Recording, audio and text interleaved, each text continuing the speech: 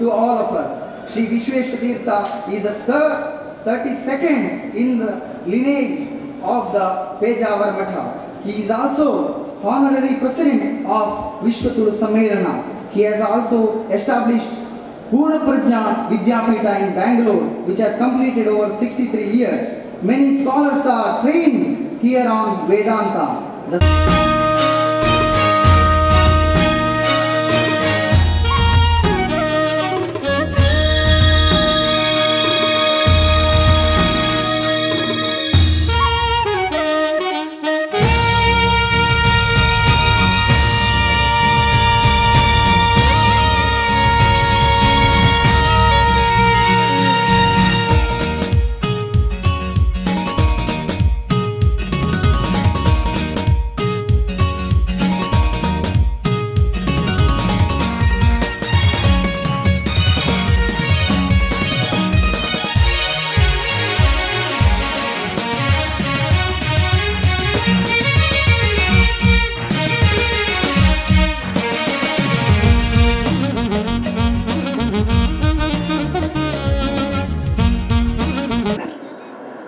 It is heartening to learn that Tulunadu Educational Trust, under the guidance of Professor M.B. Puranik, is stepping forward with 100-bedded Sharda Ayurvedic Hospital and college in Sharda Ayurvedhama in Dakshin Kannada, Karnataka. I have immense pleasure to know that it was the vision of the trust to nurture the responsible citizens to the country, which further resulted in the addition of Sharda Vidyaniketan to its glory.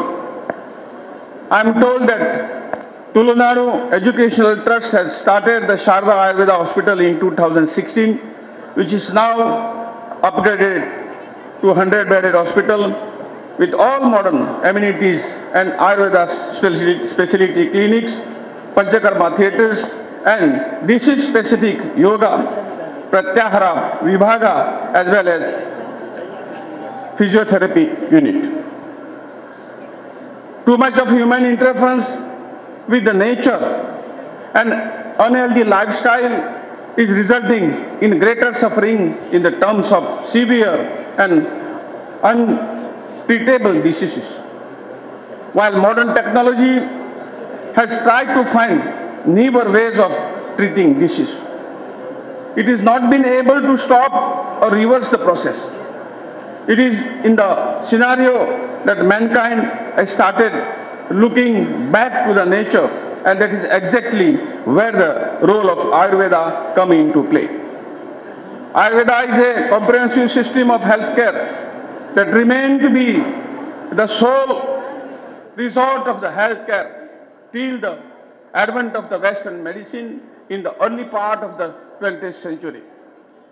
Many of the medicines from this medicinal system are used by the most of the people in the subcontinent and more recently millions around the world.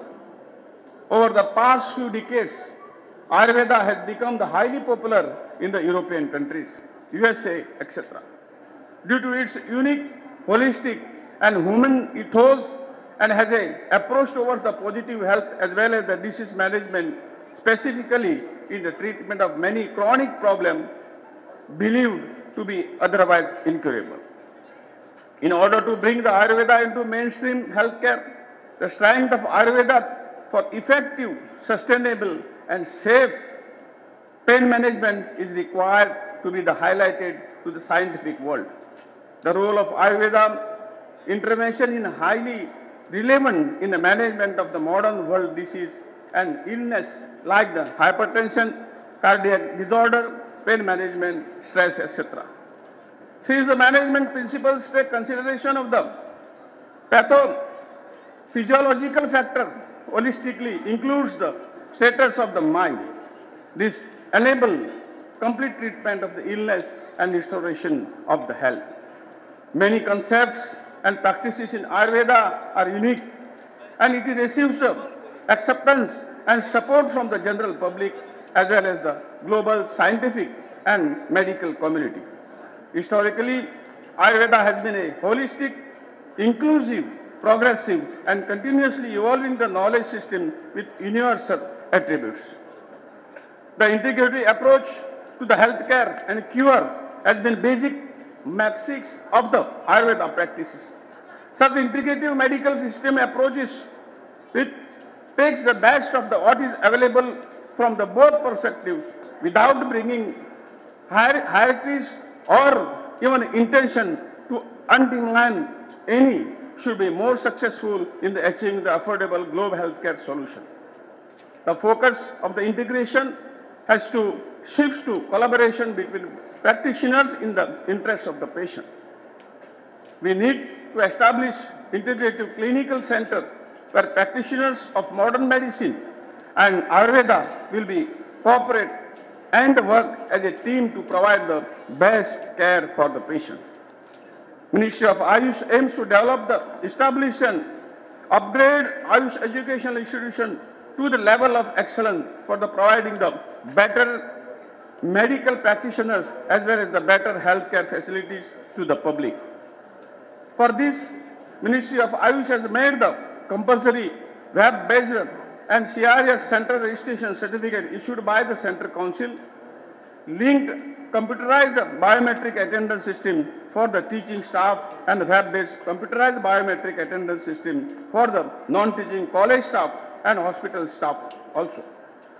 Further, the Ministry of Ayush has instructed with all the states and union territory government and registrar of the concerned universities to admit the students in Ayush under the graduate course for the academic year 2018-19 on the basis of merit list of the national eligibility cum entrance test, that is NEET only. All India Ayush postgraduate entrance test has already been introduced for the PG admission from 2017-18 onwards. Steps has been taken to ensure that the meritorious students come to the Ayush stream. Ministry of Ayush under the National Ayush Mission provides support to the states, union territories for co-location of the Ayush facilities in the primary health centers, community health centers and district hospitals. The availability of the multiple system of the medicine at a single window provides an immense opportunity for the cross-referral which may eventually lead to the true integration of the different system of the medicine.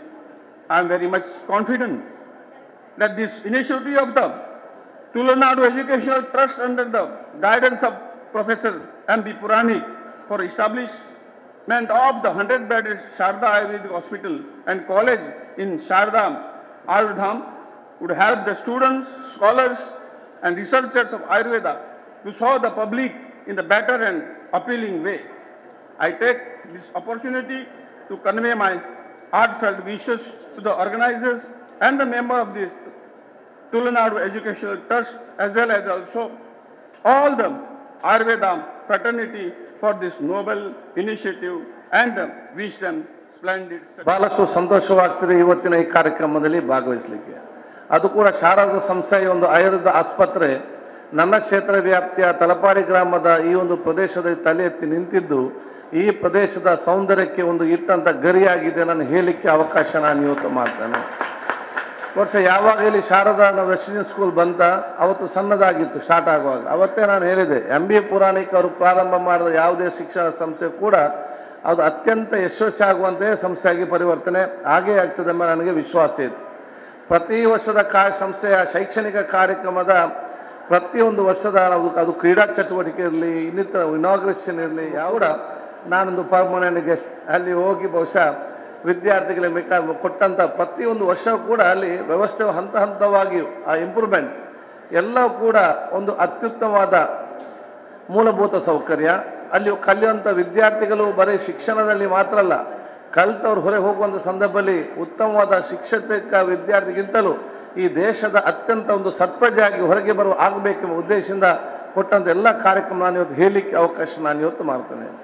ಈ ಪ್ರದೇಶದಲ್ಲಿ ಆಯುರ್ವೇದಿಕ್ ಆಸ್ಪತ್ರೆ ಇವತ್ತು ಪ್ರಾರಂಭ ಆಗ್ತದೆ ನಂಗೆ ಭಾಳ ಸಂತೋಷ ಆಯಿತು.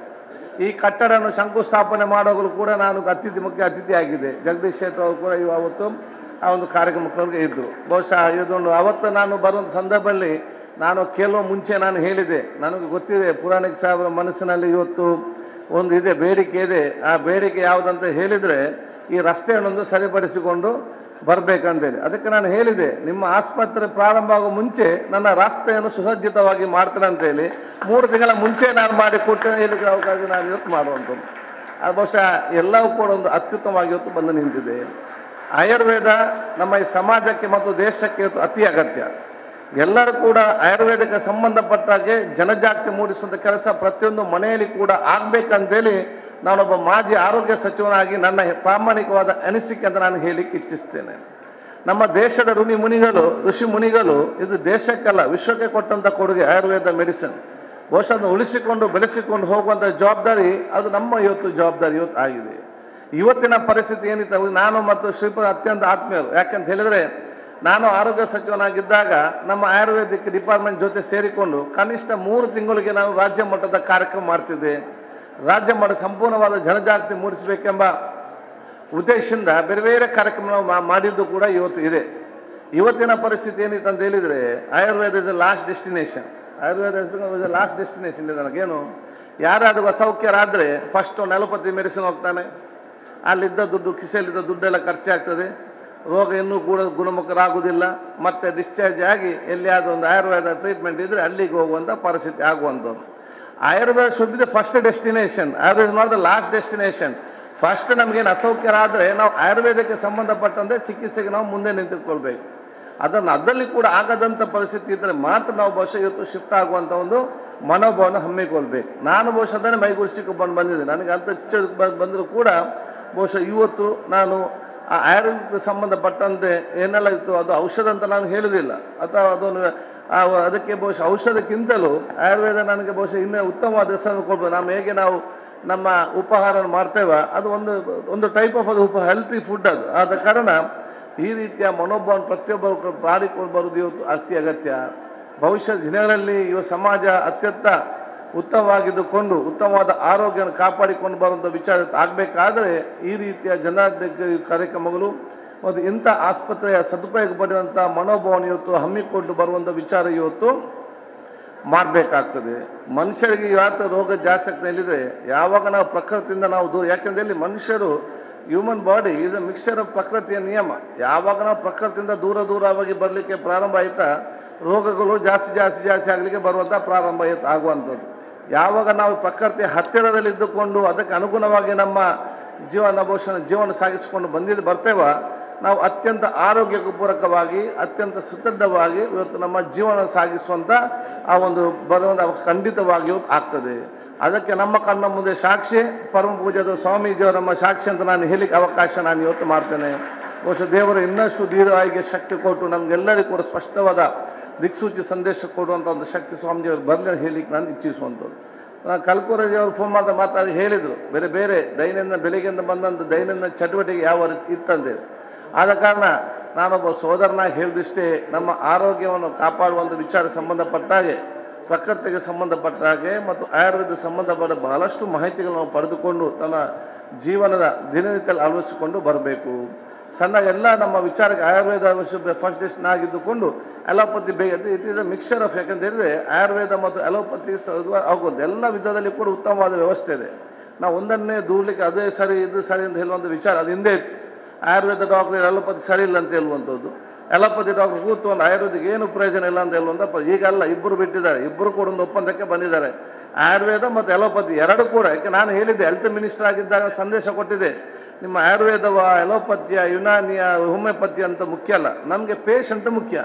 Patient ಗುಣಮುಖರಾಗುವಂಥ ಏನು ವಿಚಾರ ಆಗಬೇಕು, ಪೇಷಂಟನ್ನು ಕೇಂದ್ರೀಕರಿಸಿಕೊಂಡು ಎಲ್ಲ ಆಯುರ್ವೇದ ಇದನ್ನೆಲ್ಲ ಮಿಕ್ಸರ್ ಆಫ್ ದಿ ಟ್ರೀಟ್ಮೆಂಟ್ ನಾವು ಮಾಡಿಕೊಂಡು ಹಮ್ಮಿಕೊಂಡು ಬರುವಂಥ ವಿಚಾರ ಇವತ್ತು ಆಗಬೇಕಂತೇಳಿ. ಆದ ಕಾರಣ ಬಹುಶಃ ನಾನು ನಿಮಗೆ ನಮ್ಮ ಎಂ ಇ ಪುರಾಣಿಕ್ ಅವ್ರಿಗೆ ನನ್ನ ವಿಶೇಷ ಶುಭಾಶಯ ನಾನು ಇವತ್ತು ಸಲ್ಲಿಸಿಕೊಂಡು ಒಬ್ಬ ಪ್ರತಿನಿಧಿಯಾಗಿ ಒಬ್ಬ ಸೋದರನಾಗಿ ಇಲ್ಲಿ ಬರುವಂಥ ಎಲ್ಲ ನಿಮ್ಮ ಅಭಿವೃದ್ಧಿ ಮತ್ತು ಆಸ್ಪತ್ರೆ ಸಂಬಂಧಪಟ್ಟ ಹಾಗೆ ನಾನು ಹಿಂದೆ ಕೂಡ ಸಹಕಾರ ಕೊಟ್ಟಿದ್ದೇನೆ, ಇನ್ನು ಮುಂದೆ ಕೂಡ ನಾನು ಇಂದು ಖಂಡಿತವಾದ ಸಹಕಾರ ಕೊಟ್ಟೆ ನಾನು ಹೇಳಲಿಕ್ಕೆ ಇಚ್ಛಿಸುವಂಥ ಅವಕಾಶ ನಾನು ಇವತ್ತು ಮಾಡ್ತೇನೆ.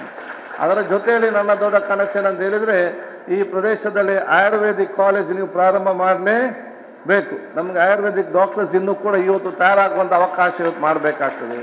ಪ್ರತಿಯೊಂದು ವರ್ಷಕ್ಕೂ ನಮಗೆ ಎಷ್ಟು ಆಯುರ್ವೇದಿಕ್ ಡಾಕ್ಟರ್ ಬರ್ತಾರೆ ನಮಗೆ ಅಷ್ಟು ಇವತ್ತು ಅತ್ಯಗತ್ಯ ಇದೆ. ಜರ್ಮನಿಯಲ್ಲಿದ್ದು ಭಾಳಷ್ಟು ಬೇಡಿಕೆ ಇದೆ. ನಮ್ಮನ್ನು ಒಪ್ಪಂದ ಮಾಡಿಕೊಂಡು ಬಂದರು, ನಮಗೆ ಇಲ್ಲಿಂದ ಡಾಕ್ಟರ್ ನೀವು ಕಲಿಸಿ ಅಂತೇಳಿ ನಾನು ಹೇಳಿದೆ, ನಾನು ರೆಡಿ ಇದ್ದೇವೆ ನಮ್ಮ ಆಯುರ್ವೇದಿಕ್ ಡಾಕ್ಟರ್ ಇಲ್ಲಿಂದ ಕಲಿಸಲಿಕ್ಕೆ.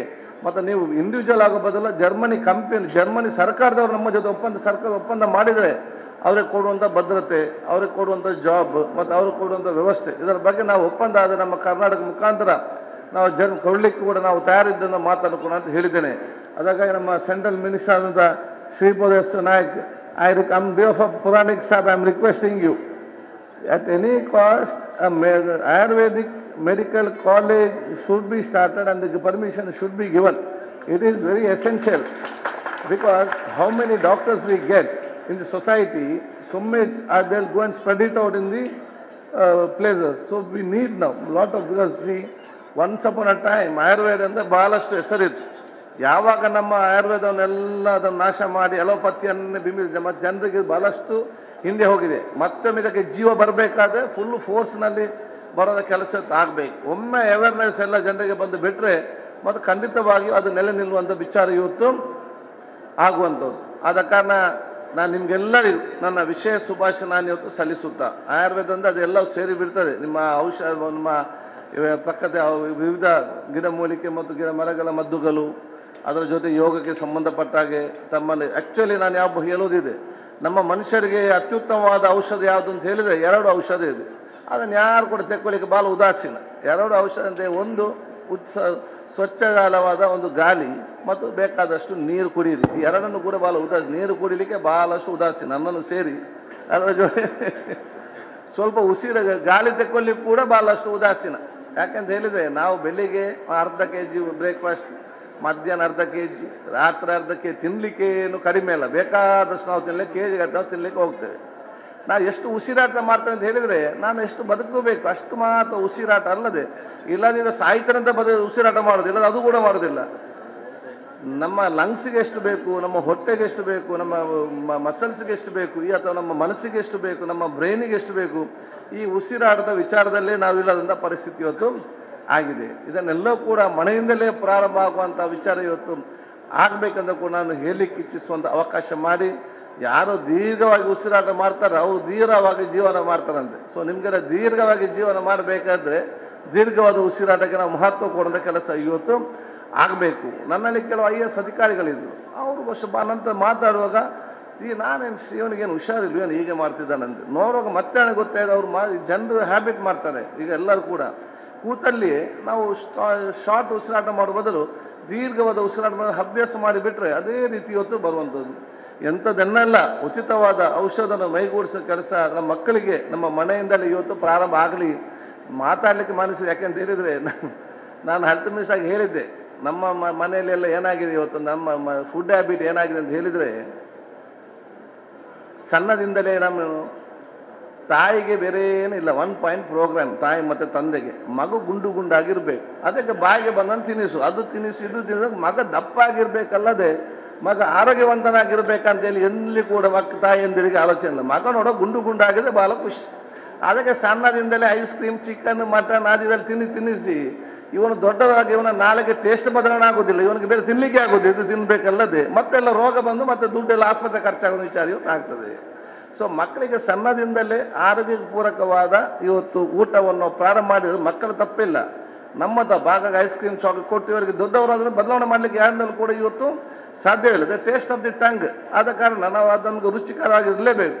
ಆದ ಕಾರಣ ಸಣ್ಣದಿಂದಲೇ ನಾವು ಬಹುಶಃ ಮಕ್ಕಳಿಗೆ ಈ ಸಂಬಂಧಪಟ್ಟ ಆರೋಗ್ಯ ಪೂರಕ ಆಹಾರ ಪದ್ಧತಿಯನ್ನು ನಾವು ಪ್ರಾರಂಭ ಮಾಡಿದರೆ ಖಂಡಿತವಾಗಿಯೂ ಅತ್ಯುತ್ತಮವಾದ ಅವರ ಆರೋಗ್ಯ ಪೂರಕವಾದ ಒಂದು ಸತ್ವದೇ ನಮ್ಮ ದೇಶದಲ್ಲಿ ಬೆಳೆದು ನಿಂತ ಒಂದು ವಿಚಾರ ಇವತ್ತು ಆಗ್ತದೆ ಹೇಳಿಕೊಳ್ತಾ, ಮತ್ತೆ ನನ್ನ ಪರಮ ಪೂಜಾ ಸ್ವಾಮೀಜಿಯವರಿಂದ ವಿಶ್ವೇಶ್ವರ ಸ್ವಾಮೀಜಿಯವರ ಜೊತೆ ಅವರ ಆಶೀರ್ವಾದ ಬೇಡಿಕೊಂಡು, ಸರಸ್ವತಿ ಪೂಜಾ ಆಶೀರ್ವಾದವನ್ನು ಬೇಡಿಕೊಂಡು, ನಮ್ಮ ಕೇಂದ್ರದ ಸಚಿವರಾದ ಯಶವಂತ್ ನಾಯಕ್ ಅವರನ್ನು ಬಹುಶಃ ನಾನು ಇವತ್ತು ಎಲ್ಲರ ಪರವಾಗಿ on behalf of the people of my constituency and my district, I once again welcome you to our coastal town, and I am requesting you once again, next year by the June or July, August, we all want to see that Yashodaji Nayak will come here to the institution and will inaugurate the Ayurveda college of our Sharada Ayurveda college in this place.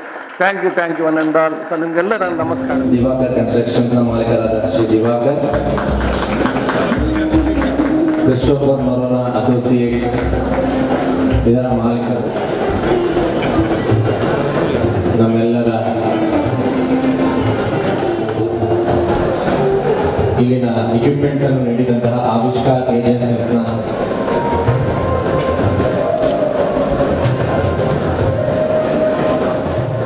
Vinayaka aluminium ಇದರ ಮಾಲೀಕರಾದ Shri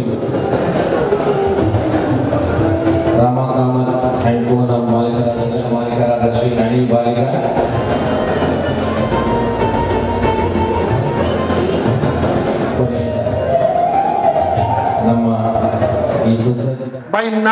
By now, I am proud to say, Sharada has made a name not only in Mangalore, not only in Karnataka, all over India people know what is Sharada.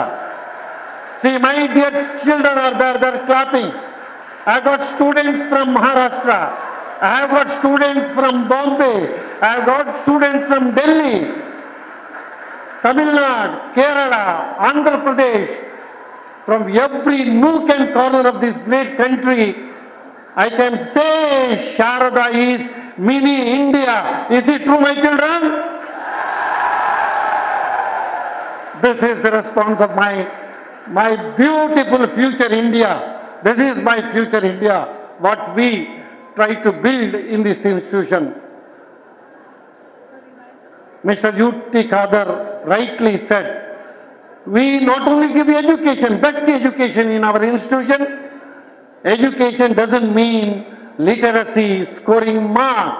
I am very proud to say, this year in pre-university, out of 20 ranks below 10, our institution has bagged 9 ranks, 5 ranks in science, 2nd, 5th, 7th, 8th and 9th, 4 ranks in commerce, 2nd, 4th, 5th, 6th, CET 2nd rank.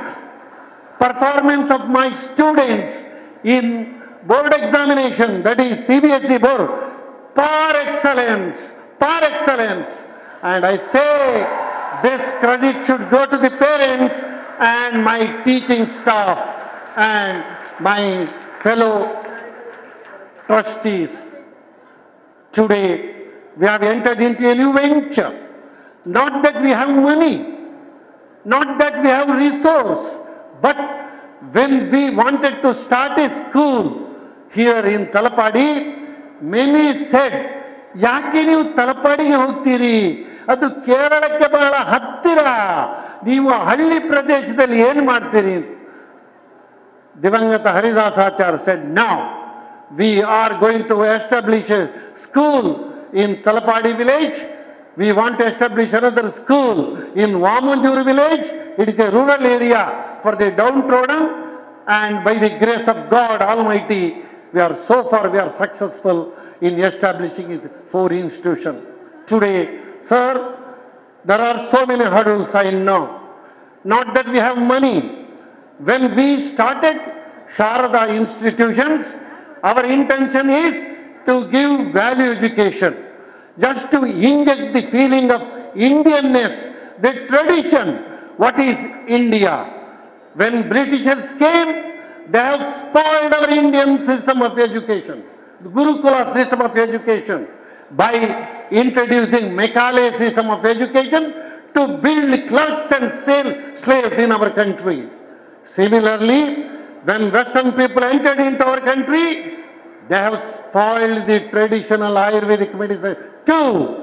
The Gurukula system was there in Kerala and everywhere. Ayurveda was being taught by Guru to disciple, not in any institution.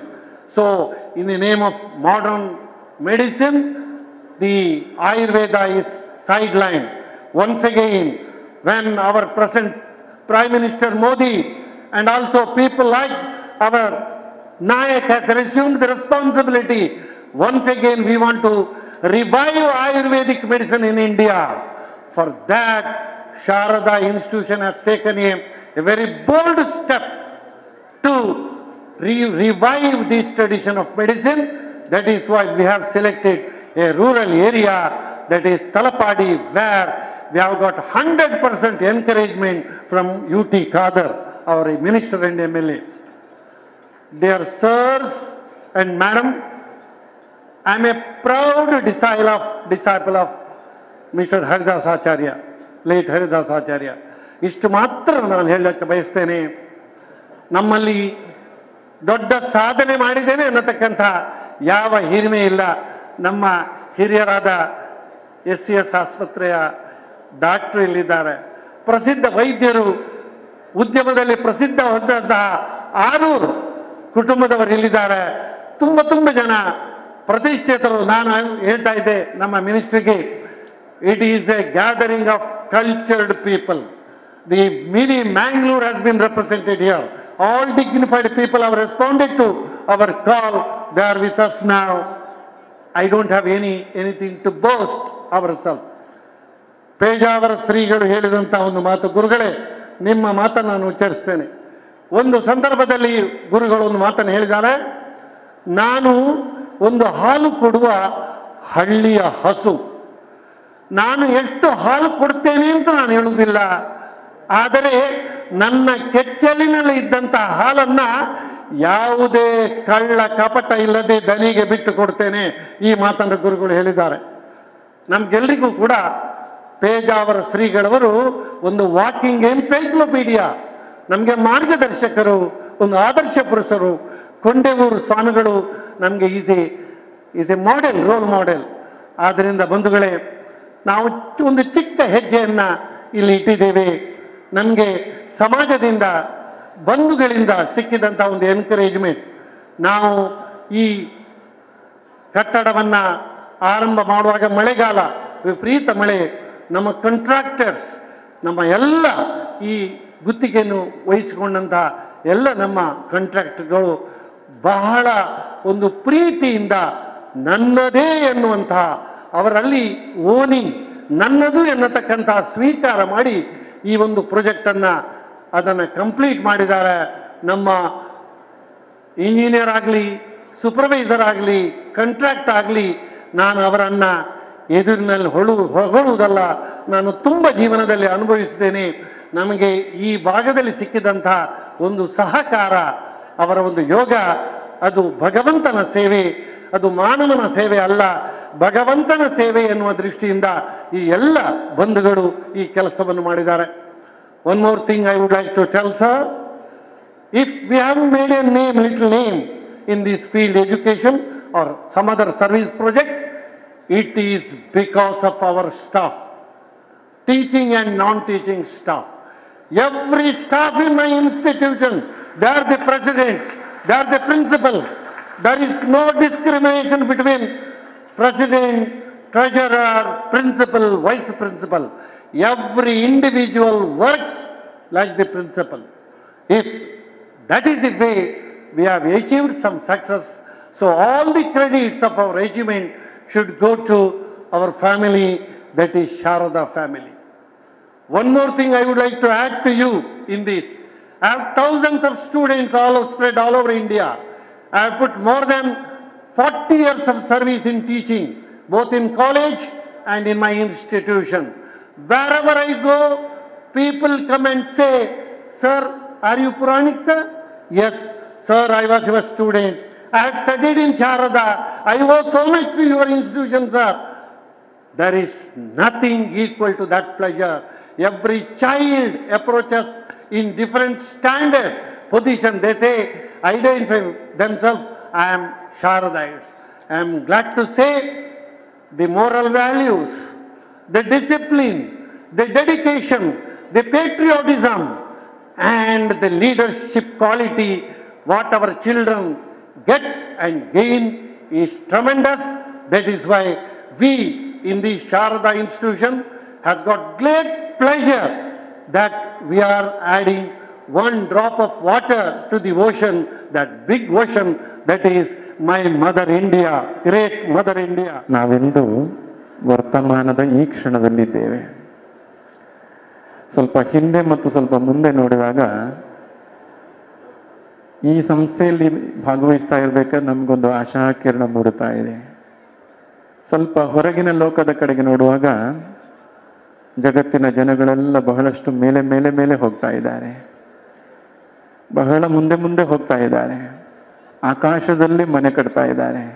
ಸ್ವಲ್ಪ ಗಮನಿಸಿದರೆ ಹೊರಗೆ ಬರಲಿಕ್ಕೆ ಅಂಗಳ ಇಲ್ಲ, ಮನೆಯೊಳಗೆ ಬೆವರಿಲ್ಲ, ಇನ್ನೇನಾದರೂ ಒಂದು ಕೋಣೆಯಿಂದ ಮತ್ತೊಂದು ಕೋಣೆಗೆ ಹೋಗುವಂದ್ರೆ ದೇಹದೊಳಗೆಲ್ಲ ರೋಗವನ್ನು ತುಂಬಿಕೊಂಡು ಒಂದು ಗೋಡೆಯಿಂದ ಒಂದು ರೋಗದಿಂದ ಹೊರಗೆ ಬರಬೇಕಾದ್ರೆ ಇನ್ನೊಂದು ರೋಗದ ಕೋಣೆಗೆ ಪ್ರವೇಶ ಮಾಡುವಂತಹ ಒಂದು ಸನ್ನಿವೇಶ. ನಾವು ಮನೆಯಿಂದ ಹೊರಗೆ ಹೊರಟರೂ ಸಹ AC, ಕಾರು ಮತ್ತೆಲ್ಲ ಕಡೆಯಲ್ಲಿ ನೋಡಿದ್ರು ನಮಗೆ ಸೆಕೆ ಇತ್ಯಾದಿಗಳು ಬೆವರು ಬರುವಂತಹ ಸನ್ನಿವೇಶವೇ ಬೇಡ. ಹಿಂದೆ ಸ್ವಲ್ಪ ನಾವು ಗಮನಿಸುವಾಗ 100 ಹೆಜ್ಜೆ ಇಟ್ಟರೆ ನಮ್ಮ ಮನೆ ಅಂಗಳ ಸಿಕ್ತಿತ್ತು, 10 ಹೆಜ್ಜೆ ಇಟ್ಟಾಗ ನಮ್ಮ ಮನೆಯ ಬಾಗಿಲು ಸಿಕ್ತಿತ್ತು, ಕೋಣೆಯೊಳಗೆಲ್ಲ ತಿರುಗಾಡಿದ್ರೂ ಸಾಕಿತ್ತು. ಆದರೆ ಇವತ್ತು ಅದೆಲ್ಲ ಮರೆಯಾಗ್ತಾ ಇದೆ. ಹಿಂದೆ ನಮ್ಮ ಮನೆಯ ಅಡುಗೆ ಕೋಣೆ ನಮಗೆ ಔಷಧಾಲಯ ಆಗಿತ್ತು, ಇವತ್ತು ಸ್ವಲ್ಪ ವ್ಯತ್ಯಾಸ ಆಗಿದೆ. ಆಸ್ಪತ್ರೆಯೇ ನಮಗೆ ಅಡುಗೆ ಕೋಣೆಯಾಗಿಬಿಟ್ಟಿದೆ. ಅಡುಗೆ ಕೋಣೆಯಲ್ಲಿ ನಾವೇನು ಮಾಡ್ತೇವೆ ಅಂದರೆ ಹೊಟ್ಟೆ ತುಂಬ ಒಳ್ಳೆಯ ಆಹಾರವನ್ನು ಬೇಯಿಸಿ ತಿನ್ನುವಂಥದ್ದು. ಹಿಂದೆ ನಮ್ಮ ಮನೆಯೊಳಗಿರುವಂತಹ ಅಡುಗೆ ಕೋಣೆಯಲ್ಲಿ ಅಂತಹ ಔಷಧೀಯ ಗುಣಗಳಿರುವಂತಹ ಆಹಾರದ ಪಾಕವಾಗ್ತಿತ್ತು. ಅದನ್ನು ತಿಂದು ನಮ್ಮ ಅಡುಗೆ ಕೋಣೆ ಔಷಧಾಲಯವಾಗಿತ್ತು, ಆರೋಗ್ಯದಲ್ಲಿದ್ದೆವು. ಈಗ ನಮ್ಮ ಹೊಟ್ಟೆ ತುಂಬ ತಿನ್ನುವುದು ಔಷಧಿಗಳನ್ನು. ಹಾಗಾಗಿ ಆಸ್ಪತ್ರೆಯೇ ನಮ್ಮ ಅಡುಗೆ ಕೋಣೆ ಆಗಿದೆ. ಗಮನಿಸ್ಕೊಳ್ಬೇಕು. ಇವತ್ತು ಉಸಿರಾಡಲಿಕ್ಕೂ ನಾವು ಆಮ್ಲಜನಕ್ಕೋಸ್ಕರ ಆಕ್ಸಿಜನ್ ಪಾರ್ಲರ್ಗೆ ಹೋಗಬೇಕಾಗಿ ಬಂತದೆ. ನಮ್ಮ ಪ್ರಕೃತಿಯನ್ನೆಲ್ಲ ನಾವು ನಾಶ ಮಾಡ್ತೇವೆ. ನಾವು ನಮ್ಮ ಮನೆ ಕುಟುಂಬ ವ್ಯವಸ್ಥೆಯನ್ನೆಲ್ಲ ಸುಧಾರಿಸುವಾಗ, ಮಕ್ಕಳಿಗೆ ಉನ್ನತ ಶಿಕ್ಷಣ ಕೊಡುವಾಗ ನಮ್ಮ ಪೂರ್ವಜರು ನಮಗೆ ಬಳುವಳಿಯಾಗಿ ಕೊಟ್ಟಂತಹ ಈ ಪ್ರಕೃತಿಯನ್ನು ಮಾತ್ರ ನಾವು ಸಂರಕ್ಷಣೆ ಮಾಡಲಿ ಹಿಂದೆ ಬಿದ್ದಿದ್ದೇವೆ. ನಮ್ಮ ಮನೆಯ ಅಂಗಳದಲ್ಲಿ ಒಂದಿಷ್ಟು ಗಿಡ ಮರಗಳನ್ನು ನೆಡುವುದಲ್ಲಿ ನಾವು ಮರಿತಾ ಇದ್ದೇವೆ. ಪರಿಣಾಮ ನೋಡಿ, ನಮ್ಮ ಮನೆಯಲ್ಲಿ ಕೃಷಿ ಮಾಡಲಿಕ್ಕಿಲ್ಲ, ಗೋವಿಗೆ ಜಾಗ ಇಲ್ಲ, ಸೆಗಣಿ ಅಂತೂ ಮುಟ್ಟುವುದಿಲ್ಲ, ಕೆಸರಿಗೆ ಇಳಿಯುವ ಹಾಗಿಲ್ಲ. ನಮ್ಮ ಮಕ್ಕಳಿಗೆ ಶೂ, ಸಾಕ್ಸ್, ಟೈ ಎಲ್ಲ ಮಾಡಿಕೊಂಡು ಗಾಡಿಯೊಳಗೆ ಹತ್ತಿಸಿ ಶಾಲೆಗೆ ಕಳಿಸಿ ಶಿಕ್ಷಣ ಎಲ್ಲೋ ಕೊಡ್ತೇವೆ, ಬೇಕು ಶಿಕ್ಷಣ. ಆದರೆ ಮಕ್ಕಳಿಗೆ ಸ್ವಲ್ಪ ಕಷ್ಟ. ಈ ನೆಲದ ಕಲ್ಲು ಮಣ್ಣನ್ನು ಮೆಟ್ಟುವಂತಹ ಅವಕಾಶದಿಂದ ವಂಚಿತರನ್ನಾಗಿ ಮಾಡಬೇಡಿ. ನಾವೆಲ್ಲ ಇವತ್ತು ಸೌಕರ್ಯದ ಹೆಸರಿನಲ್ಲಿ ಅನೇಕ ಅಸೌಕರ್ಯಗಳಿಗೆ ದಾರಿ ಮಾಡಿಕೊಡ್ತಾ ಇದ್ದೇವೆ. ಹಿಂದೆಲ್ಲ ನಮ್ಮ ಮನೆ ಎದುರುಗಡೆ ಇರುವ ಹೊಲದಲ್ಲಿ ನಮಗೆ ಬೇಕಾದಂತಹ ಬದುಕಿಗೆ ಬೇಕಾದಂತಹ ಆರೋಗ್ಯಕ್ಕೆ ಪೂರಕವಾಗಿರುವಂತಹ ಬದುಕು ಸಿಕ್ತಿದ್ರೆ, ಇವತ್ತು ನಾವು ಅದು ಯಾವುದನ್ನು ಅವಲಂಬಿಸುವುದಿಲ್ಲ. ನಾವು ನಮ್ಮ ಮನೆಯನ್ನು, ನಮ್ಮ ದೇಹವನ್ನು ರೋಗಕ್ಕೆ ತುತ್ತಾಗುವಂತಹ ಸನ್ನಿವೇಶಕ್ಕೆ ನಾವು ಈಡು ಮಾಡ್ತಾ ಇದ್ದೇವೆ. ನಮ್ಮ ದೇಹದಿಂದ ಹೊರಗೆ ಹಾಕಬೇಕಾದ ಕಶ್ಮಲ ಬೆವರುಗಳನ್ನು ಇಳಿಯಲಿಕ್ಕೆ ಬಿಡೋದಿಲ್ಲ. ಪರಿಣಾಮ ಗಮನಿಸ್ಕೊಳ್ಳಿ, ನಮಗೆ ಪ್ರಕೃತಿ ಚಿಕಿತ್ಸೆ ಬೇಕಾಗಿದೆ. ಹಿಂದೆ 10 ವರ್ಷಗಳ ಹಿಂದೆ ಗಮನಿಸಿ, ಇದು ಯಾವುದೂ ಇರಲಿಲ್ಲ, ಇಂಥ ದೊಡ್ಡ ದೊಡ್ಡ ಸಂಸ್ಥೆ ಅಗತ್ಯ ಇರಲಿಲ್ಲ. ಆದರೆ ಇಂಥವು ಈ ಕಾಲಕ್ಕೆ ಇದು ಒಂದು ಸಂಸ್ಥೆ ಅಲ್ಲ, ಇಂಥ 100 ಸಂಸ್ಥೆಯ ಅಗತ್ಯ ಉಂಟು. ಹಿಂದೆ ನಮ್ಮ ಮನೆಯ ಅಂಗಳದಲ್ಲಿ mud bath, oil bath, steam bath, sunlight bath ಎಲ್ಲ ಬಾತುಗಳು ಸಿಗ್ತಿತ್ತು. ಆದರೆ ಇವತ್ತು ನಾವು ಪ್ರಕೃತಿ ಚಿಕಿತ್ಸೆಗೆ ಹೋಗಿ 8-10 ಸಾವಿರ 50 ಸಾವಿರ ಕೊಟ್ಟು ನಾವು ಇಂಥದ್ದನ್ನೆಲ್ಲ ಗಳಿಸಿಕೊಳ್ಳುವಂಥ ಸದೈವ ವಶಾತ್ ಇವತ್ತು ಅಂಥದ್ದಾದರೂ ಸಿಗ್ತಾ ಇದೆ ಎಂಬಂಥದ್ದು. ಇವತ್ತು ಎಲೋಪತಿ ವ್ಯವಸ್ಥೆಗಳನ್ನು ಗಮನಿಸಿದರೆ ಆಗಲೇ ಹೇಳಿದ್ರು, ಒಂದು ರೋಗದಿಂದ ಇನ್ನೊಂದು ರೋಗಕ್ಕೆ ಅವಕಾಶವಿದೆ. ಎಲ್ಲ ಇವತ್ತಿನ ಆಧುನಿಕ ಕಾಲದಲ್ಲಿ ಒಂದಕ್ಕೊಂದು ಫ್ರೀ ಅಂತ ಹೇಳಿದ ಹಾಗೆ ಅನೇಕ ರೋಗಗಳ ಸನ್ನಿವೇಶ ಮತ್ತೆ ಮತ್ತೆ ಮತ್ತೆ ಹೊಸ ಹೊಸ ಆವಿಷ್ಕಾರ ಬಂದರೂ ನೋಡಿ. ಈ ಸರಿ ಈಗ ನಮ್ಮ ಭಾರತದೊಳಗೆ ಕೇರಳಕ್ಕೆ ಸ್ಪೆಷಲಿ ನುಗ್ಗಿದೆ ಬಾವೆಲಿ ರೋಗ. ಏನು ನೋಡಿ, ನಿಫಾ ಎಂಬಂತದ್ದು ನೋಡಿ, ಬಹಳ ವಿಚಿತ್ರ. ಸ್ವಲ್ಪ ವರ್ಷಗಳ ಹಿಂದೆ ಗಮನಿಸಿದರೆ ಡೆಂಗ್ಯೂ ಬಂತು, ಚಿಕುನ್ಗುನ್ಯಾ ಬಂತು. ಹೊಸ ಹೊಸ ವರ್ಷಕ್ಕೆ ಪ್ರಕೃತಿಯನ್ನು ನಾವು ಮಾಡಿದಂತಹ ಪರಿಣಾಮವನ್ನು ಅನುಭವಿಸ್ತಾ ಇದ್ದೇವೆ. ಮುಂದಿನ ದಿನಗಳಲ್ಲಿ ನಮ್ಮ ಮಕ್ಕಳು ಹಿಂದೆ ಸ್ವಲ್ಪ ಗಮನಿಸಿ, ಅನ್ನವನ್ನು ಮಾರಾಟ ಮಾಡ್ತಂದ್ರೆ ಯಾರಾದ್ರು ನಂಬ್ತಿದ್ರ? ಇವತ್ತು ಹೋಟೆಲ್ಗಳ ಮೂಲಕ ಅನ್ನವೂ ಮಾರಾಟದ ವಸ್ತು ಆಯಿತು. ನೀವು ನೀರನ್ನು ಮಾರಾಟ ಮಾಡ್ತೀನಿ ನಂಬ್ತಿದ್ದೀರಾ? ಇವತ್ತು ನಮ್ಮ ಮುಂದೆಲ್ಲ ಒಳ್ಳೆ ಔಷಧ ರಸ ನೀರಿದೆ, ಆದರೆ ಬಿಸ್ಲೇರಿಯಂತಹ ಬಾಟ್ಲಿಯನ್ನು ನೋಡಿದರೆ ನೀರು ಮಾರಾಟದ ವಸ್ತು ಆಯಿತು, ಔಷಧಿಯೂ ಮಾರಾಟದ ವಸ್ತು ಆಯಿತು. ಇನ್ನು ಮುಂದಿನ ದಿನಗಳಲ್ಲಿ ಆಕ್ಸಿಜನ್ ಸಿಲಿಂಡರ್ನು ನಮ್ಮ ಬೆನ್ನಲ್ಲಿ ಕಟ್ಟಿಕೊಂಡು ನಮ್ಮ ಮೂಗಿಗೆ ಸಿಕ್ಕಿಸ್ಕೊಂಡು ಹೋಗುವಂಥ ಸನ್ನಿವೇಶ ಬರಬಾರ್ದು. ನಮ್ಮ ಪ್ರಕೃತಿಯ ಸಂರಕ್ಷಣೆ ಮಾಡಬೇಕು. ನಮ್ಮ ಹಿತ್ತಿಲಲ್ಲಿ ಕನಿಷ್ಠ ಒಂದು ಔಷಧ ಗಿಡವನ್ನಾದರೂ ನಾವು ಸಂರಕ್ಷಣೆ ಮಾಡಲಿಕ್ಕೆ ಪ್ರಯತ್ನ ಮಾಡಬೇಕು. ನಮ್ಮ ಕುಟುಂಬದ ಒಂದು ಮನೆಗಳಲ್ಲಿ ಎಲ್ಲಾದರೂ ಒಂದು ಕಡೆಯಲ್ಲಾದರೂ ಒಂದು ಒಂದಿಷ್ಟು ಸೆಗಣಿಯೋ ಗೋಮೂತ್ರಕ್ಕೂ ಸಿಗಲಿಕ್ಕೆ ನಾವು ಆಶ್ರಯಿಸುವಂತಾಗಬೇಕು. ಈ ಪ್ರಕೃತಿ ನಮಗೆ ಬಹಳಷ್ಟು ಒಳ್ಳೆ ಕೊಡುಗೆಯನ್ನು ಕೊಡಬೇಕು ಅಂತಾದರೆ ಪ್ರಕೃತಿಗೆ ನಾವು ತುಂಬ ಕೊಡಲಿಕ್ಕೆ ಇದೆ, ಅದನ್ನು ಕೊಡಬೇಕು. ಈ ನಿಟ್ಟಿನಲ್ಲಿ ಪ್ರಕೃತಿಯ ಮಡಿಲಲ್ಲಿ ಈ ಪ್ರಕೃತಿಗೆ ಕೊಡುಗೆ ಕೊಡುವಂತಹ ಜಾಗೃತಿಯೊಂದಿಗೆ ಶುಶ್ರೂಷೆ ಕೊಡುವಂಥ ಕೇಂದ್ರ ಇದಾಗುತ್ತದೆ ಎಂಬಂತಹ ಹೆಮ್ಮೆಯೊಂದಿಗೆ ಈ ಸಂಸ್ಥೆ ಬಹಳಷ್ಟು ಅಭಿವೃದ್ಧಿಯನ್ನು ಹೊಂದಲಿ, ಜಗತ್ತಿಗೆ ಒಳ್ಳೆಯ ಕೊಡುಗೆ ಕೊಡುವಂತಾಗಲಿ, ನಮ್ಮ ಪ್ರಾಚೀನ ಪರಂಪರೆಯ ಆಯುರ್ವೇದ ಸಂಸ್ಕೃತಿಯ ಒಂದು ಒಳ್ಳೆಯ ಶಕ್ತಿ ಕೇಂದ್ರವಾಗಿ ಬೆಳಗಲಿ ಎಂಬಂತಹ ಪ್ರಾರ್ಥನೆ. ಇವತ್ತು ಆಯುರ್ವೇದ ನಮ್ಮ ನಾಡಿನಲ್ಲಿ ಪ್ರಾಚೀನವಾದ ಏನು ಜ್ಞಾನ, ಪ್ರಾಚೀನ ವಿಜ್ಞಾನ ಅದು ಉಳಿಯಬೇಕು, ಪ್ರಾಚೀನವಾದ ಕಲೆ ಉಳಿಯಬೇಕು. ನಮ್ಮ ನಾಡಿನಲ್ಲಿ ಅಭಿಮಾನವುಳ್ಳ ನಾವು ಎಲ್ಲ ಪರಕೀಯ ಅವಲಂಬನೆ ಮಾಡದೆ ನಮ್ಮದೇ ಆದ ನಮ್ಮ ಋಷಿಗಳು ಶೋಧನೆ ಮಾಡಿ ನೀಡಿದ ಆಯುರ್ವೇದ, ಯೋಗ, ನಾನಾ ಥರದ ಕಲೆಗಳು, ಸಂಸ್ಕೃತ ಭಾಷೆ ಇದೆಲ್ಲದರ ಬಗ್ಗೆ ಹೆಮ್ಮೆ ಪಡಬೇಕು. ಅದನ್ನು ಉಳಿಸುವ ಪ್ರಯತ್ನ ನಾವೆಲ್ಲರೂ ಕೂಡ ಮಾಡಬೇಕು. ಅದರಲ್ಲಿ ಅನೇಕ ಸಂಶೋಧನೆ ನಡೆಯಬೇಕು. ಅದಕ್ಕೆ ಎಷ್ಟು ಮಾತ್ರಕ್ಕೂ ಅಳಿವಿಲ್ಲ.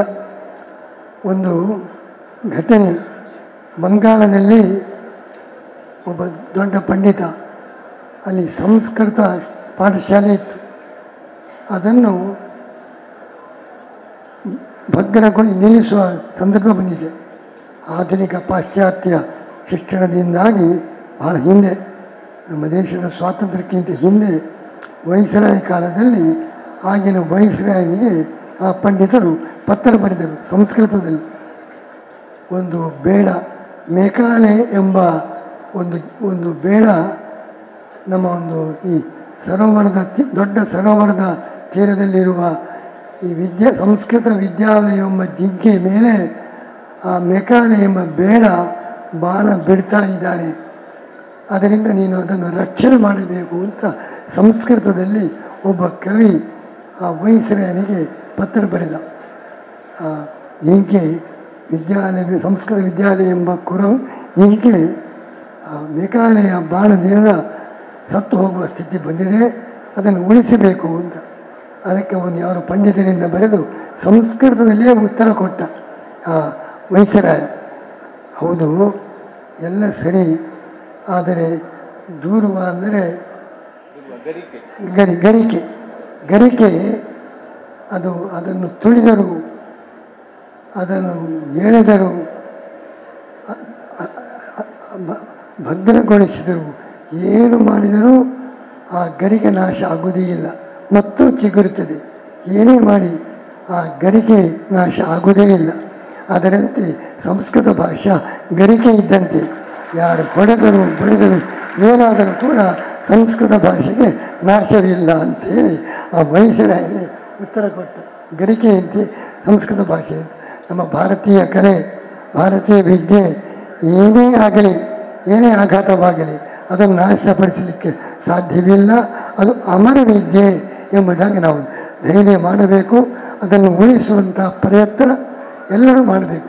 ಆ ದೃಷ್ಟಿಯಿಂದ ಆಯುರ್ವೇದ ವಿದ್ಯೆಯನ್ನು ಉಳಿಸುವ ಅದರ ಲಾಭವನ್ನು ಎಲ್ಲರಿಗೂ ಕೂಡ ಮುಟ್ಟಿಸುವಂಥ ಆದರ್ಶವಾದ ಒಂದು ಆಸ್ಪತ್ರೆಯನ್ನು ಈ ಶಾರದಾ ಸಂಸ್ಥೆ ನಡೆಸಿದ್ದು ಬಹಳ ಶ್ಲಾಘನೀಯ. ಇದರಿಂದ ಇಂಥ ಆಸ್ಪತ್ರೆ ಇದು ಇವತ್ತು ಎಲ್ಲ ವಿಜ್ಞಾನದಿಂದ ಉಪಯೋಗ ಉಂಟು. ಎಲ್ಲ ಆಯುರ್ವೇದ ವಿಜ್ಞಾನ ಇರಬಹುದು, ಅಲೋಪತಿ ಇರಬಹುದು, ಹೋಮಿಯೋಪತಿ ಎಲ್ಲ ಇರಬಹುದು. ಆದರೆ ಉಳಿದ ಚಿಕಿತ್ಸಾದಿಂದ ಆಗದ ಲಾಭ ಆಯುರ್ವೇದದಿಂದ ಆಗ್ತಾಯಿದೆ. ಎಷ್ಟೋ ಜನರು ಬೇರೆ ಕಾಯಿಲೆ ಪರಿಹಾರಕ್ಕೆ ಪ್ರಯತ್ನ ಮಾಡಿ ಪರಿಹಾರವಾಗದೆ ಕೊನೆಗೆ ಆಯುರ್ವೇದಕ್ಕೆ ಶರಣು ಬಂದು ಅದರಿಂದ ಲಾಭ ಪಡೆದ ಅನೇಕ ಉದಾಹರಣೆಗಳಿವೆ. ಅದರಿಂದ ಆಯುರ್ವೇದ ಯಾವುದೇ ಥರದ ದುಷ್ಪರಿಣಾಮ ಆಗಿದೆ. ಬೇರೆ ಒಂದು ಕಾಯಿಲೆ ಪರಿಹಾರ ಮಾಡುವಾಗ ಮತ್ತೊಂದು ಕಾಯಿಲೆ ಆರಂಭ. ಅವರು ಪ್ರತಿಯೊಂದಕ್ಕೂ ಕೂಡ ಅವರು ಏನೇನು ಔಷಧ ಕೊಡ್ತಾರೆ, ಆಂಟಿಬಾಕ್ಟೀರಿಯಲ್ ಔಷಧ, ಅದರ ಪರಿಣಾಮಗಳು ಬೇರೆ ಬೇರೆ. ಒಬ್ಬ ಶೀತ ಬಂದಿದೆ, ಅದಕ್ಕೆ ಔಷಧ ಕೊಡಬೇಕು ಅಂತ ಎಲೋಪತಿ ಡಾಕ್ಟರ್ ಬಳಿಗೆ ಹೇಳಿದ. ಶೀತಕ್ಕೆ ನಮ್ಮಲ್ಲಿ ಮದ್ದಿಲ್ಲ, ಅದಕ್ಕೊಂದು ಉಪಾಯ ಹೇಳ್ತೇವೆ. ನೀವು ಒಳ್ಳೆಯ ಬಿಸಿಲಿನಲ್ಲಿ ಸ್ನಾನ ಮಾಡಿ ತಂಪಾದ ಗಾಳಿಗೆ ಮೈಯೊಡ್ಡಿ ಮಲಗಿರಿ, ಟೈಫಾಯ್ಡ್ ಬರ್ತದೆ, ಅದಕ್ಕೆ ನಾವು ಔಷಧ ಕೊಡ್ತೇವೆ. ನೀವು ಶೀತ ಜ್ವರ ಪರಿಹಾರ ಆಗಬೇಕಾಗಿದ್ದರೆ ಚೆನ್ನಾಗಿ ಬಿಸಿಲಿನಲ್ಲಿ ಸ್ನಾನ ಮಾಡಿ ಗಾಳಿಗೆ ಮೈಯೊಡ್ಡಿ, ಆಗ ಟೈಫಾಯ್ಡ್ ಬರ್ತದೆ. ಟೈಫಾಯ್ಡ್ಗೆ ನಾವು ಬರೆದು ಕೊಡ್ತೇವೆ. ಈ ಥರದ ಪರಿಸ್ಥಿತಿ ಆಗಬಾರದು. ಒಂದು ರೋಗದಿಂದ ಮತ್ತೊಂದು ರೋಗಕ್ಕೆ ಅವಕಾಶವಾಗುವಂಥ ಔಷಧಕ್ಕೆ ಅವಕಾಶ ಆಗಬಾರದು. ಆ ದೃಷ್ಟಿಯಿಂದ ಅತ್ಯಂತ ಸುಲಭ ಮತ್ತು ದುಷ್ಪರಿಣಾಮಕಾರಿ ಅಲ್ಲ ಅಂತ ಆಯುರ್ವೇದದ ಕಡೆಗೆ ಇವತ್ತು ಎಲ್ಲರ ದೃಷ್ಟಿ ಬೀಳ್ತಾ ಇದೆ. ಎಲ್ಲರೂ ಅದನ್ನು ಬಯಸ್ತಾ ಇದ್ದಾರೆ. ಅಂಥ ಒಂದು ವಿದ್ಯೆಯ ಆ ಶಿಕ್ಷಣಕ್ಕೋಸ್ಕರ ವಿಶೇಷವಾದ ಪರಿಶ್ರಮ ನಡೆಸುತ್ತಿರುವ ಈ ಶಾರದಾ ಸಂಸ್ಥೆಯ ಈ ಕಾರ್ಯ ಅತ್ಯಂತವಾಗಿ ನಾವು ಅದನ್ನು ಅಭಿನಂದಿಸ್ತೇವೆ. ಅದು ಎಲ್ಲ ರೀತಿಯಿಂದ ಇದು ಆಯುರ್ವೇದ ಉಳಿದರಿಗೆ ಆಯುಷ್ಯ ಕೊಟ್ಟು ಆ ಮೂಲಕ ಇದು ಜನರಿಗೆ ಅತ್ಯಂತ ಉಪಕಾರಿ. ಇವತ್ತು ಅದರ ಉದ್ಘಾಟನಾ ಕಾರ್ಯಕ್ರಮಕ್ಕೆ ನಮ್ಮ ಆಯುಷ್ಯ ಮಂತ್ರಿಗಳೇ ಆಗಮಿಸಿದ್ದಾರೆ. ಧೈರ್ಯ ಅದರಿಂದ ಈ ಸಂಸ್ಥೆಗೆ ಅದರ ಆರೋಗ್ಯ ಆಯುಷ್ಯ ಸ್ಥಿರವಾಗಿರ್ತದೆ ಎಂಬುದಾಗಿ ಆಯುಷ್ಯ ಮಂತ್ರಿಗಳೇ ಆಗಮಿಸಿದ್ದಾರೆ. ಅದಕ್ಕೆ ಶಾರದಾ ಸಂಸ್ಥೆ ಸಾವಿರದ ಸಂಸ್ಥೆಯಾಗಿ ಈ ಶಾರದಾ ಸಂಸ್ಥೆ ಬೆಳಗಲಿ ಅಂತ ನಾವು ಆಶಿಸ್ತಾ ಇದ್ದೇವೆ. ಈ ಶಾರದಾ ಸಂಸ್ಥೆ ಮುಖಾಂತರ ಉತ್ತಮವಾದ ಶಿಕ್ಷಣ, ಸಾರದ ಶಿಕ್ಷಣ, ಒಳ್ಳೆಯ ಸಾರಭೂತವಾದ ಶಿಕ್ಷಣ ದೊರೆಯುತ್ತಾ ಇದೆ. ಅದು ದೊರೆಯುತ್ತಾ ಇರಲಿ. ಇಂತಹ ಒಂದು ವೈದ್ಯಗೆ ನಾವು ಇವತ್ತು ಆಗಮಿಸಿದ್ದೇವೆ. ನಾವು ಕೂಡ ಇದರ ಮೊದಲನೇ ಪೇಷಂಟು. ನಮಗೂ ಕೂಡ ಕೆಲವು ಬೆನ್ನು ನೋವು, ಮೂಳೆಯ ಒಂದು ಸವೆತ, ಇದಕ್ಕೆಲ್ಲ ಇಲ್ಲಿಂದಲೇ ನಾವು ನಿಮ್ಮ ಆಯುರ್ವೇದಕ್ಕೆ ಮೊದಲ ಪೇಷಂಟಾಗಿ ನಾವೇ ಆಗಮಿಸುವಂಥ ಸಂದರ್ಭವಿದೆ. ಆ ರೀತಿ ಈ ವಿದ್ಯಾಸಂಸ್ಥೆ ಎಲ್ಲ ರೀತಿಯಿಂದ ಬೆಳಗಲಿ, ಸಮಾಜಕ್ಕೆ ಉತ್ತಮ ಸೇವೆ ಈ ಸಂಸ್ಥೆಯಿಂದ ನಡೆಯುವಂತೆ ಆಗಲಿ ಎಂಬುದಾಗಿ ನಾವು ಭಗವಂತ ಶ್ರೀಕೃಷ್ಣ ಅವರಲ್ಲಿ ಪ್ರಾರ್ಥಿಸ್ತೇವೆ. ನಮ್ಮ ಮೊದಲನೇ ವೈದ್ಯ ಶ್ರೀಕೃಷ್ಣ. ಜಾಂಬವಂತ ಕೃಷ್ಣನ ಬಳಿಗೆ ಯುದ್ಧ ಮಾಡಿದ, ಸೋತ, ಶರಣಾಗತನಾದ, ವಯಸ್ಸಾಗಿತ್ತು ಅವರಿಗೆ. ಶ್ರೀಕೃಷ್ಣ ತನ್ನ ಸುದರ್ಶನ ಚಕ್ರದಿಂದ ಅವರಿಗೆ ಆಪರೇಷನ್ ಮಾಡಿ ಅವರು ಪುನಃ ತಾರುಣ್ಯ ಬರುವಂತೆ ಶ್ರೀಕೃಷ್ಣ ಜಾಂಬವಂತರು ಅನುಗ್ರಹಿಸಿದ. ಮೊದಲನೇ ಸರ್ಜನ್ ನಮ್ಮ ಶ್ರೀಕೃಷ್ಣ ಚಕ್ರದಿಂದ ಜಾಂಬವಂತನಿಗೆ ಸರ್ಜರಿ ಮಾಡಿ ಅವನು ಪುನಃ ತರುಣರಾಗುವಂತೆ ಮಾಡಿದ್ದಾನೆ. ಆ ರೀತಿ ನಮ್ಮ ಶ್ರೀಪಾದ ನಾಯಕರು ಅವರು ಆಗಮಿಸಿದ್ದಾರೆ. ನಮ್ಮ ಇಬ್ಬರು ಶ್ರೀಪಾದರ ಜೊತೆಗೆ ಮೂರನೇ ಶ್ರೀಪಾದರಾಗಿ ಶ್ರೀಪಾದ ನಾಯಕರು ಆಗಮಿಸಿದ್ದಾರೆ. ಅವರು ಆಯುಷ್ಯ ಮಂತ್ರಿಗಳು. ಅವರ ಶ್ರೀಪಾದ ಇಲ್ಲಿ ಬಂದಿದೆ.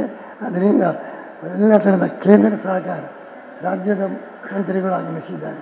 ಕೇಂದ್ರ ಸರ್ಕಾರ, ರಾಜ್ಯ ಸರ್ಕಾರದ ಸಹಾಯ ದೊರೆತು ಅತ್ಯುತ್ತಮವಾದ ಸೇವೆ ಗ್ರಾಮೀಣ ಜನತೆಗೆ ಎಲ್ಲ ಭಾರತೀಯರಿಗೆ ಉತ್ತಮ ಸೇವೆ ಈ ಸಂಸ್ಥೆಯಿಂದ ಸಲ್ಲುವಂತಾಗಲಿ ಎಂಬುದಾಗಿ ನಾವು ಭಗವಂತನನ್ನು ಸಂದರ್ಭದಲ್ಲಿ ಪ್ರಾರ್ಥಿಸ್ತಾ ಇದ್ದೇವೆ. ನಮ್ಮ ಕರಾವಳಿ ನಮ್ಮ 2 ಜಿಲ್ಲೆಗಳ ಒಬ್ಬರೇ ಶಾಸಕ, ದೊಡ್ಡ ಜವಾಬ್ದಾರಿ. 2 ಜಿಲ್ಲೆಗಳ ಹೊಣೆಗಾರಿಕೆ ಅವರಿಗೆ. ಅವರು ಕೂಡ ಇವತ್ತು ಆಗಮಿಸಿದ ನಮಗೆ ತುಂಬ ಸಂತೋಷ. ಅವರು ಜನಪ್ರಿಯರು, ಫಾದರಿನಂತೆ ಎಲ್ಲರ ಸೇವೆ ಮಾಡ್ತಾ ಇದ್ದಾರೆ. ಫಾದರು ಮಾಡುವಂತೆ ನಮ್ಮ ಖಾದರು ಕೂಡ ಉತ್ತಮ ಸೇವೆಯನ್ನು ಮಾಡಿ ಜನಪ್ರಿಯರಾಗಿದ್ದಾರೆ. ಅವರಿಂದಲೂ ನಮ್ಮ ಕೇಂದ್ರದ ಮಂತ್ರಿಗಳು ನಮ್ಮ ಜಿಲ್ಲೆಯ ಮೇಲೆ, ಕರಾವಳಿಯ ಮೇಲೆ ವಿಶೇಷ ಅಭಿಮಾನದಿಂದ ಆಗಮಿಸಿದ್ದಾರೆ. ಎಲ್ಲರ ಸಹಕಾರದಿಂದ, ಎಲ್ಲ ಜನತೆಯ ಸಹಕಾರದಿಂದ ಈ ಒಂದು ಸಂಸ್ಥೆ ಸರ್ವ ರೀತಿಯಿಂದ ಅಭಿವೃದ್ಧಿಯನ್ನು ಹೊಂದಲಿ. ಇದರ ಆಯುಷ್ಯ ಆರೋಗ್ಯ ಭರ್ತಿಯಾಗಿರಲಿ. ಪೂರ್ಣಾಯವಾಗಿ ಇದು ಸಮಾಜಕ್ಕೆ ಸೇವೆ ಸಲ್ಲುವಂತೆ ಆ ಪರಮಾತ್ಮನು ಸರ್ವಶಕ್ತಿಯನ್ನು ಕೂಡ ನೀಡಲಿ ಅಂತ ಪ್ರಾರ್ಥಿಸಿ, ಕಡಿಮೆ ಭಗವಂತರಲ್ಲಿ ನಮ್ಮ ಬಗ್ಗೆ ನಿರಂತರ ಪ್ರಾರ್ಥನೆ ಮಾಡುವ ಮೂಲಕ ಸಮಾಜದ ನೊಂದವರ ಹಿತವನ್ನು ಬಯಸುವಂತಹ ಶ್ರೀ ವಾಸುದೇವ ಅಸ್ರಣ್ಣರ ಕೆಲಸ ಶ್ಲಾಘನೀಯ. ಒತ್ತಡಗಳ ಮಧ್ಯೆ ಕೂಡ ಈ ಒಂದು ಸುಂದರ ಕಾರ್ಯಕ್ರಮಕ್ಕೆ ಹಿರಿಯರಾದಂತಹ ವಾಸುದೇವರ ಅಸ್ರಣ್ಣರ ಒಂದು ಆಗಮನ ನಮಗೆಲ್ಲರಿಗೂ ಕೂಡ ಒಂದು ಶೋಭೆಯನ್ನು ತಂದಿದೆ, ಆಶೀರ್ವಾದವನ್ನು ಕೊಟ್ಟಿದೆ ಅಂತೇಳಿ ಅವರನ್ನು ಕೂಡ ಮನಸಾರೆ ನಾನು ಜಗದ್ಗುರು ಮಧ್ವಾಚಾರ್ಯ ಸಂಸ್ಥಾನ ಉಡುಪಿ ಶ್ರೀಕೃಷ್ಣ ಮಠದ ಅಷ್ಟಮಠಗಳಲ್ಲೊಂದಾದಂಥ ಪೇಜಾವರ ಮಠಾಧೀಶರಾದಂಥ ಶ್ರೀ ವಿಶ್ವೇಶತೀರ್ಥ ಶ್ರೀಪಾದಂಗಳವರ ದಿವ್ಯ ಉಪಸ್ಥಿತಿಯಲ್ಲಿ ಬಹುಶಃ ಮಧ್ವ ಪರಂಪರೆಯ ದಾರಿಯಲ್ಲಿಯೇ ನಿತ್ಯಾನಂದರ ಪರಂಪರೆಯೊಂದಿಗೆ ನಮ್ಮ ಪಕ್ಕದ ಕೇರಳದ ಗಡಿ ಪ್ರದೇಶದಲ್ಲಿ ಸಾಮಾಜಿಕವಾಗಿಯೂ ತಮ್ಮನ್ನು ತೊಡಗಿಸಿಕೊಂಡಂಥ ಕೊಂಡೇವೂರು ಶ್ರೀಗಳ ದಿವ್ಯ ಉಪಸ್ಥಿತಿಯನ್ನು ಸೇರಿಕೊಂಡು ಈ ಕಾರ್ಯಕ್ರಮ ಇವತ್ತಿಲ್ಲಿ ಸಂಪನ್ನಗೊಂಡಿದೆ. ಕಟ್ಟಡಗಳಾದರೆ ಸಾಲದು, ಕೇವಲ ಬಹುಮಾಡಿ ಕಟ್ಟಡಗಳಾದರೆ ಸಾಲದು, ಭಾರತೀಯ ಪರಂಪರೆಯ ಎಲ್ಲ ಯಾವತ್ತೂ ಸಾತ್ವಿಕ ಶಕ್ತಿಗಳನ್ನು ಜನೋಪಯೋಗಿ ನೆಲೆಯಲ್ಲಿ ಇವತ್ತಿನ ಆಧುನಿಕವಾದಂಥ ಸ್ಪರ್ಶವನ್ನು ನೀಡಿ ಜನರಿಗೆ ನೀಡಬೇಕು ಅಂತ ಹೇಳುವಂಥದ್ದು ಇವತ್ತು ಘನ ಸರ್ಕಾರಗಳ ಒಟ್ಟು ಆಶಯ.